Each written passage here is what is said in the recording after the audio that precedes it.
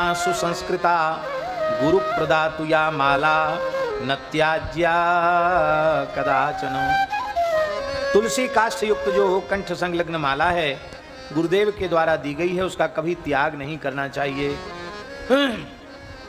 स्कंद पुराण में लिखा है, तुलसी काष्ठ मालाम तु प्रेतराजस्य दूतका दृष्ट्वा नश्यन्ति दूरेण बातोद्भूतम यथा वलम।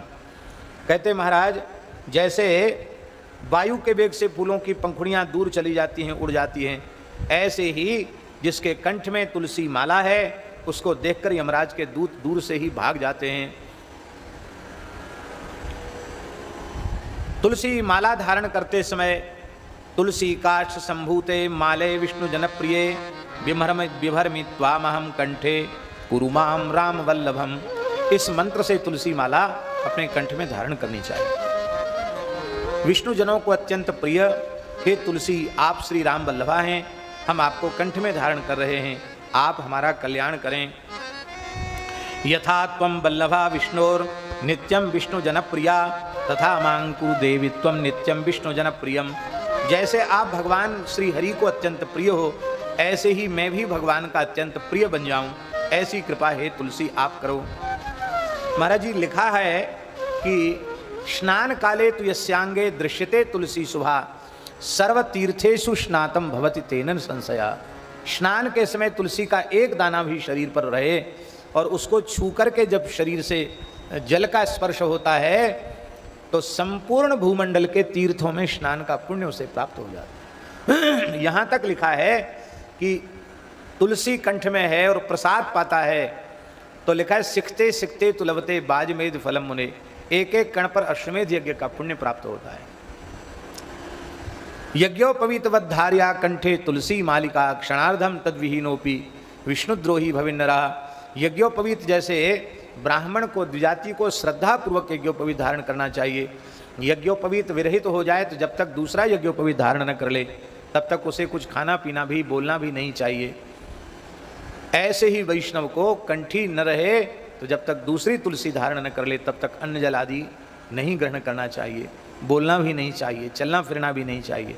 इसलिए तुलसी सदा, हमारे यहाँ तो महात्मा लोग जटा में तुलसी का हीरा पधरा लेते हैं तो और कहीं से निकल जाएगी, जटा वाली तुलसी तो जल्दी निकलती नहीं, तुलसी तो रहेगी।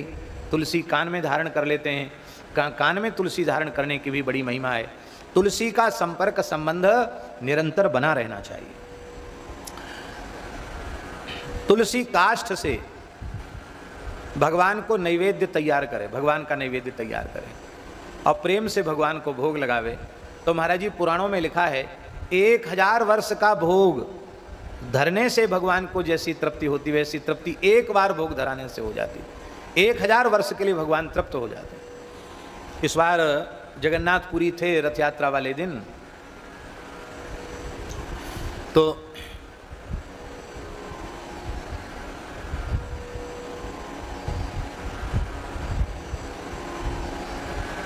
परसों की बात, एक प्रेमी वैष्णव ले आए तुलसी सूखी बहुत, तो हमने कि बहुत अच्छा अवसर है।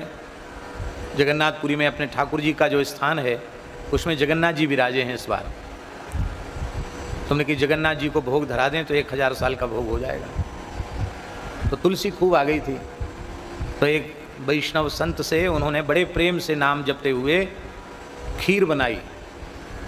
30-35 किलो तुलसी की लकड़ी थी, तो खूब सुंदर मिट्टी की मटकी में खीर बनी, वेद लक्षणा भारतीय देसी गाय के दूध के, और ठाकुर जी को भोग लगा। तो वैसे तो खीर बनती ही है, लेकिन वो जो खीर थी उसमें एक विलक्षण अपूर्व स्वाद, अपूर्व सुगंध, तो लगता था कि हाँ जगन्नाथ जी ने बड़े प्रेम से तुलसी काष्ठ की अग्नि से निर्मित और नैवेद्य को भगवान ने अंगीकार किया। हमारे तो तृप्ति ही नहीं हो रही थी, तो हम तो बेईमानी भी की, कम से कम 2 कटोरा भर के पिया हमने। सबको एक एक मिले, हमको तो डबल मिलना चाहिए। बहुत दिव्य खीर। तुलसी काष्ठ के संबंध में लिखा है कि तुलसी की सूखी लकड़ी में यदि आहुति दे तो एक एक तिल, एक एक चावल, एक एक यों पर अश्वमेध यज्ञ के पुण्य की प्राप्ति होती है। इसलिए तुलसी के काष्ठ में आहुति देने की बड़ी महिमा है। शरीरम दह्यते येषाम तुलसी काष्ठ वह्निना नतेषाम पुनरावृत्ति विष्णु लोकात् कथंचन। शास्त्रों में लिखा है जिनके दाह संस्कार के समय तुलसी काष्ठ का प्रयोग किया जाता है वो लौटकर भगवान के धाम से कभी धरती पर नहीं आते। तुलसी की इतनी महिमा है कि हम उसका वर्णन करने में समर्थ नहीं है। पद्म पुराण में लिखा है या दृष्टा निखिलाग संग समनी स्पृष्टा बपुष्पावनी। तुलसी दर्शन मात्र से संपूर्ण पापों का नाश करती है। या दृष्टा निखिलाग संग समनी स्पृष्टा बपुष्पावनी, स्पर्श मात्र से देह को पवित्र कर देती है।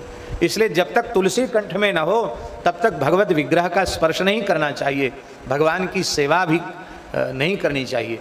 हमने अपने वृंदावन में श्री रंगनाथ मंदिर है, वहाँ के जो आचार्य वैष्णव हैं उनसे एक दाक्षिणात्य वैष्णव से हमने पूछा, हमने कही कि आप लोग भगवान के मंदिर में पंचमाला तुलसी की धारण करते हैं, सतत तो तुलसी निरंतर तो धारण नहीं करते हैं, लेकिन पूजा के समय तुलसी धारण क्यों करते हैं?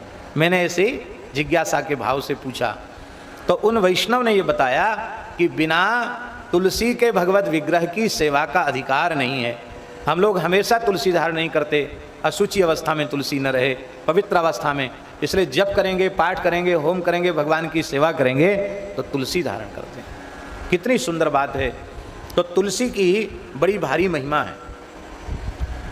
तुलसी भगवान को अत्यंत प्रिय है, तो तुलसी जो है धारण करनी चाहिए।